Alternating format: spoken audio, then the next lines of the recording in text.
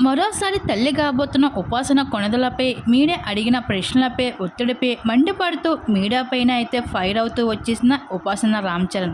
మనందరికీ తెలిసిన విషయమే. ఉపాసన కొణిదల రెండవ ప్రెగ్నెన్సీపై ఇప్పుడు సోషల్ మీడియాలో విపరీతమైన అయితే కాంట్రవర్సీలుగా నిలుస్తూ ఉన్నారు. రీసెంట్గానే చిరంజీవి గారి సైతం మగబిడ్డ మాత్రమే కావాలి, నెక్స్ట్ వారసుడు అంటూ తను ఆడిన మాటలు కూడా ఎంతో వైరల్గా మారాయి. అప్పటి నుండి ఉపాసన సెకండ్ ప్రెగ్నెన్సీపై ఫోకస్ అవుతూ వస్తుంది మీడియాలో. ఇకపోతే ఇంకా అమెరికాలో ఉన్న ప్రెసిడెంట్ ఉపాసన కొణిదల రామ్ చరణ్ వాళ్ళు వెకేషన్ని ఎంజాయ్ చేస్తూ ఉంటే అక్కడ కూడా ఎంత పాపులారిటీని దక్కించేసుకున్న రామ్ చరణ్ ఇంకా మీడియా అడుగుతున్న ప్రశ్నలపై అలానే మీడియా నుండి తప్పించుకోవడం చాలా కష్టం అయ్యింది.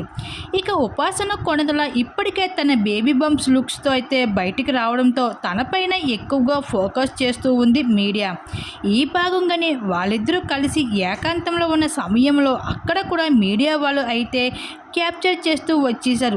ఆ సమయంలో చిరంజీవి పైన తను ఆడిన మాటలపైన ప్రశ్నించడం జరిగింది ఉపాసన కొణిదల ఎదురుగానే. అయితే తను కూడా అంతే ధైర్యంగా గట్టిగానే చెప్పుకుంటూ వచ్చింది.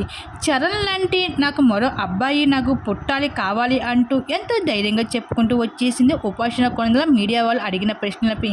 ఇంక ఈ విధంగా అయితే ఇంకా త్వరలోనే పెండింటి బిడ్డకు జన్మనివ్వబోతుంది ఉపాసన అంటే కన్ఫర్మ్ అయింది. వాటికి సంబంధించి ఫొటోస్ కూడా నెట్టింట్లో వైరల్గా మారుతుంది. మొత్తానికి ఏదేమైనా సరే అయితే త్వరలోనే అయితే 12 బిడ్డకి జన్మనివ్వబోతుంది మెగా ఇంటికి వారసుని. ఇంక ఈ విషయం తెలుసుకున్న అభిమానులు కూడా చరణ్కి ఉపాసనకి కంగ్రాచులేషన్ అంటూ బెస్ట్ కామెంట్స్ తెలియజేసుకుంటూ రావడం జరుగుతుంది సోషల్ మీడియా వేదికగా.